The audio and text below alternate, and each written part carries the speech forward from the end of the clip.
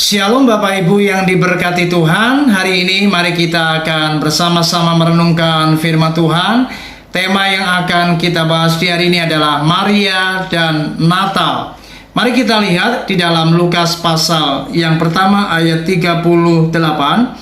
Firman Tuhan berkata, kata Maria, sesungguhnya aku ini adalah hamba Tuhan, jadilah padaku menurut perkataanmu itu. Lalu malaikat itu meninggalkan dia. Saudara, sebentar lagi kita akan merayakan hari Natal.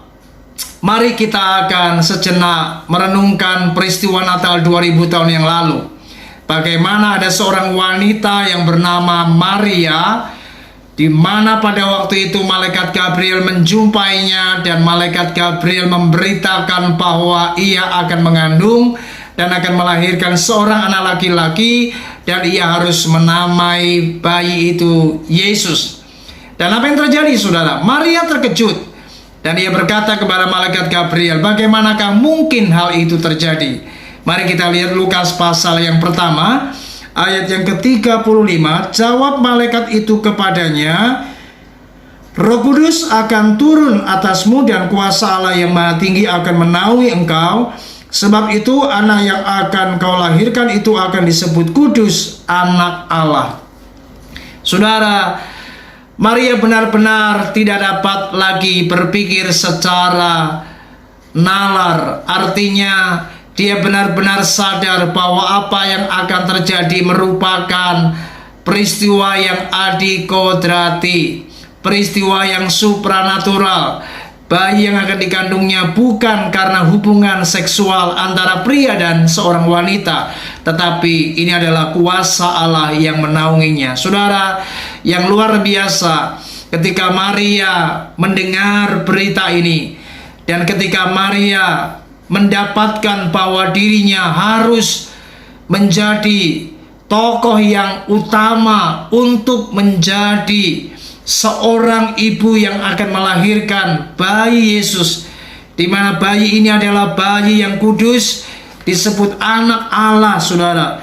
Maka kita perhatikan di ayat 38, ia berkata, sesungguhnya aku ini adalah hamba Tuhan, jadilah padaku menurut perkataanmu itu. Dari perkataan Maria ini saya benar-benar kagum. Dan saya ingin menyampaikan 3 hal yang penting yang dapat kita temukan dari seorang tokoh yang bernama Maria. Yang pertama, ia benar-benar seorang wanita yang rendah hati. Ia menerima perkataan Tuhan dengan kerendahan hatinya. Bagaimana ia mau belajar untuk menerima apa yang harus terjadi atas dirinya. Dan bukan saja ia rendah hati, tetapi Maria adalah seorang wanita yang ikhlas. Dia ikhlas untuk menjadi seorang ibu yang akan dipakai Tuhan untuk melahirkan sang juru selamat. Dan yang ketiga, Maria ini adalah seorang wanita yang taat. Dia tidak lagi beralasan apapun.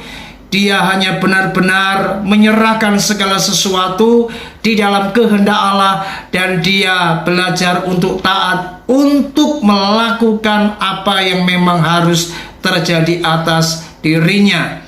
Dan dari apa yang kita temukan dari Maria ini, ia adalah wanita yang rendah hati, ia wanita yang ikhlas, ia juga wanita yang taat. Mari biarlah di hari ini, menjelang kita akan merayakan hari Natal, sudahkah kita memiliki karakter seperti Maria? Sudahkah Anda belajar untuk rendah hati? Anda belajar untuk ikhlas, belajar untuk taat ketika Anda harus melakukan apa yang menjadi kehendak Allah dalam hidupmu.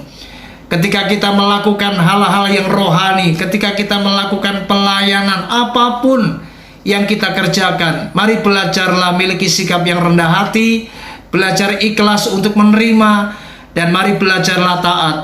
Janganlah kita memberontak, janganlah kita membuat alasan, tapi mari belajarlah lakukan yang terbaik. Sebagaimana Maria, ia melakukannya, dan itu sebabnya Tuhan berkenan atas wanita ini, yaitu Maria. Saya percaya ketika kita mau melakukan apa yang menjadi kehendak Allah, dan kita mau belajar rendah hati, kita ikhlas menerimanya, dan kita belajar taat, maka Tuhan pasti berkenan atas kehidupan kita. Tuhan Yesus memberkati kita semua. Puji Tuhan. Shalom.